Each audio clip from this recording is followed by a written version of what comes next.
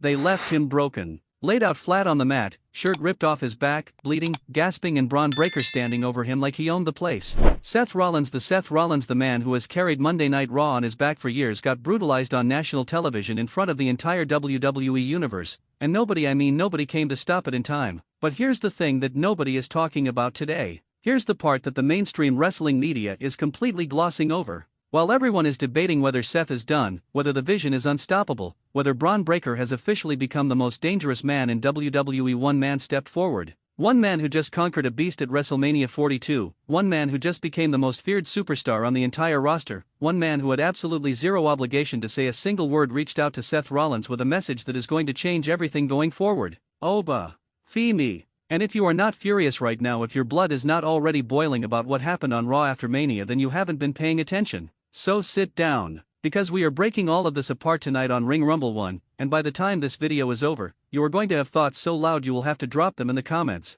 Let's go! Segment 1, setting the scene, the night everything exploded. Let's go back to Monday, April 20th, 2026. The Raw After WrestleMania. T-Mobile Arena in Paradise, Nevada. The building is electric. It always is the night after Mania. The crowd is loud, the energy is unpredictable, and anything can happen. Now, the show doesn't even open with Seth Rollins. No, WWE makes a statement by opening with Obafimi, the new conqueror. The man who just walked into WrestleMania 42 Night 2 and absolutely dismantled Brock Lesnar ended the career of the most physically dominant superstar in WWE history, and did it with the kind of cold, ruthless efficiency that makes your jaw hit the floor. Oba walks out in a suit. He gets in the ring. The crowd is losing their minds. Obafimi. Obafimi. And this man just looks around at thousands of screaming fans with those calm, ruler-like eyes, raises the microphone, and says 4 words. The ruler has arrived. Drops the mic. Poses. Leaves. 4 words. That's all it took. Because when you are that powerful, you don't need a paragraph.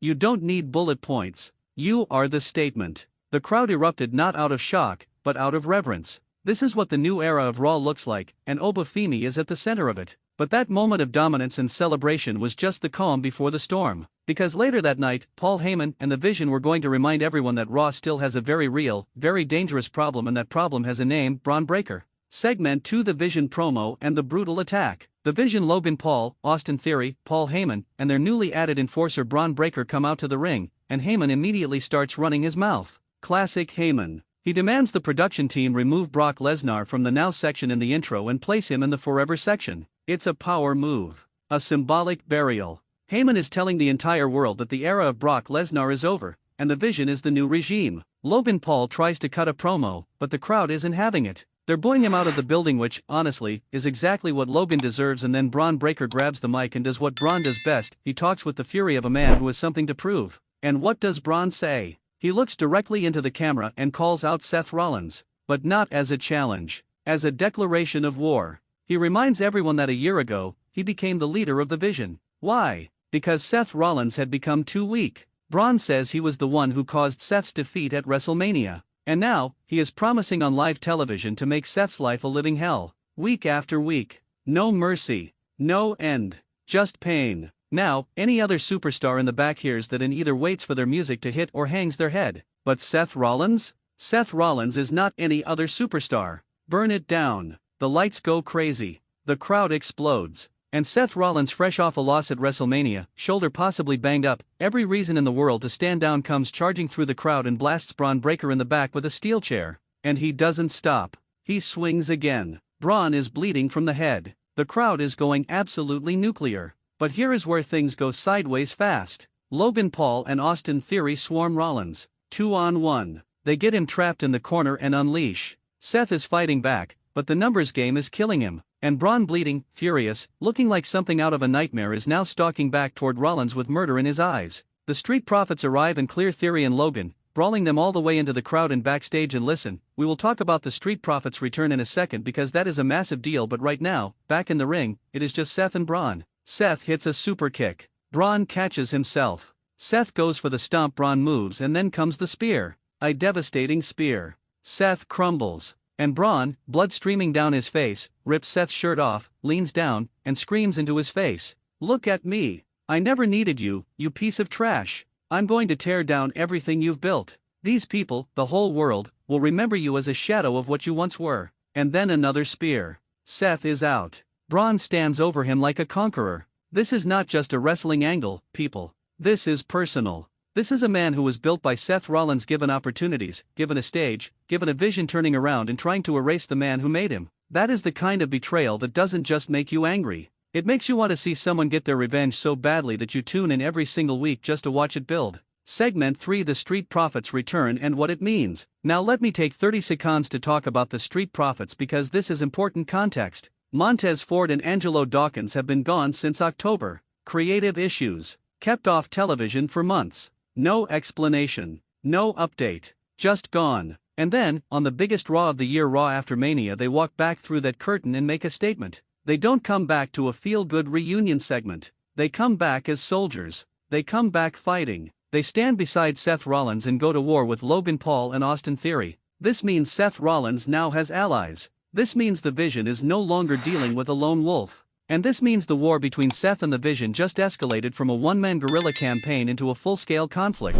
The chessboard just got a lot more interesting. But while all of that was happening, while Seth was getting destroyed, while the Profits were brawling backstage, while Braun was cutting that unhinged promo, someone was watching. Someone who had just made the biggest statement of his career less than 24 hours earlier. Someone who knows a thing or two about standing alone, being underestimated, and fighting monsters. Obafimi was watching. Segment 4: Obafimi's message, the moment everyone needs to talk about. After Raw went off the air, after the crowd filed out, after the replays of Braun Breaker's spear circulated across every wrestling social media account, Obafimi sent Seth Rollins a message. And it wasn't trash talk. It wasn't a challenge. It wasn't political positioning. It was respect. It was acknowledgement. Man to man, warrior to warrior. Now think about what that means and why it carries the weight that it does. Obafimi does not need to say anything to Seth Rollins. He just defeated Brock Lesnar at WrestleMania. He walked into the Raw After Mania and got a standing ovation just for existing. He is the hottest act in WWE right now.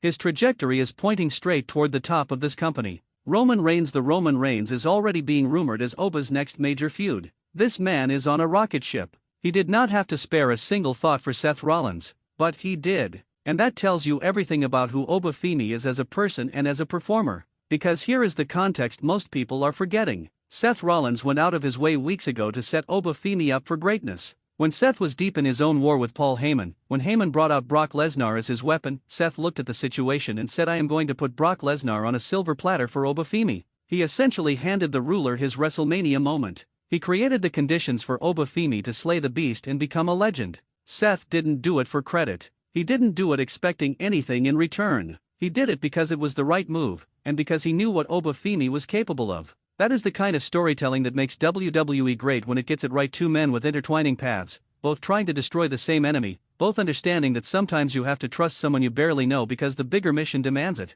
And now, after seeing Seth get demolished by the very faction that Seth put Oba in position to dismantle, Obafimi reached back. He sent that message. He let Seth Rollins know that the ruler sees what happened, that the ruler has not forgotten what was done for him, and that Obafimi does not forget debts. Drop that in the comments. What do you think Obafimi is going to do about it? Segment 5: The Deeper Story, why this matters so much. Here is why this storyline has the potential to be one of the most compelling things in WWE in 2026, and why Obafimi's message to Seth Rollins is not just a cool social media moment, but a narrative bomb that WWE needs to detonate properly. Seth Rollins has been fighting alone for too long. He has been the visionary, the architect, the revolutionary, and he has watched the Vision, the faction he helped shape, get weaponized against him. Braun Breaker, his former protege, leading the charge. Logan Paul and Austin Theory as foot soldiers. Paul Heyman, the most manipulative mind in WWE history, pulling the strings from the shadows. And now Gunther, the ring general, circling like a vulture because he has his own vendetta against Seth after WrestleMania.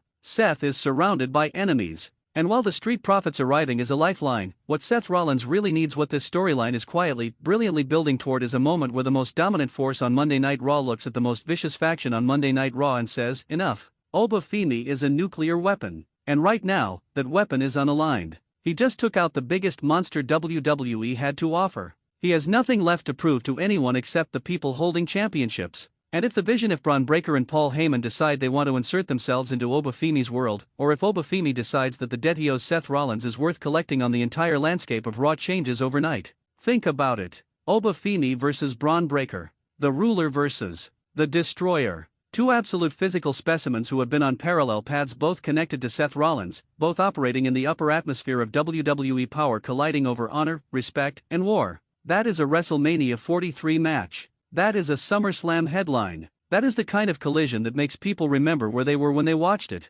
And it all starts with a heartfelt message sent after Raw went off the air. Segment 6: What's next? The road to Backlash and beyond. Now let's talk about the immediate future, because WWE Backlash 2026 is coming up fast, May 9th in Tampa, Florida, and the road there is going to be wild. Seth Rollins is going to need to recover, physically and psychologically. Braun Breaker just told the entire world that he is going to dismantle Seth's legacy piece by piece. That is not just a wrestling promo, that is a mission statement. Braun is operating with a clarity of purpose that makes him genuinely terrifying right now. He is not unfocused. He is not reckless. He is methodical, and he is furious, and that is the most dangerous combination in professional wrestling. The Vision, meanwhile, is sitting pretty. Logan Paul and Austin Theory are holding gold. Braun has momentum. Heyman has the chess pieces set up exactly how he wants them. And Gunther, do not sleep on Gunther, is lurking in the background with designs on the World Heavyweight Championship, which means Seth's path back to the title runs straight through multiple walls of opposition. But here is what gives Seth hope. Here is what gives us hope as fans of Seth Rollins and as fans of good wrestling storytelling. The Street Profits are back, and they are hungry. And somewhere in the back, watching all of this unfold with those calm, calculating eyes, Obafimi just sent a message that suggests the ruler might be choosing a side. And if Obafimi chooses Seth Rollins' side, the Vision does not have enough people. There are not enough chairs at Heyman's table. Braun Breaker has never been in a ring with Obafimi, and after watching what Oba just did to Brock Lesnar, the most physically imposing human being WWE has ever produced, Braun should be very careful about whose name he puts in his promo. Closing thoughts, direct address to camera. Here is the bottom line for Ring Rumble 1 tonight. What happened on Raw After Mania was violent, it was personal, and it was a declaration of war that Seth Rollins cannot ignore and cannot fight alone. Braun Breaker is on another level right now. The Vision is organized, dangerous, and motivated. And Seth Rollins is hurt, outnumbered, and backed into a corner. But the most interesting character in this entire story is the one who doesn't have to be in it at all. Obafimi, fresh off his greatest career moment, chose to send that message, chose to acknowledge Seth, chose to plant a seed that could either bloom into the most powerful alliance on Raw or explode into a completely different direction that nobody sees coming.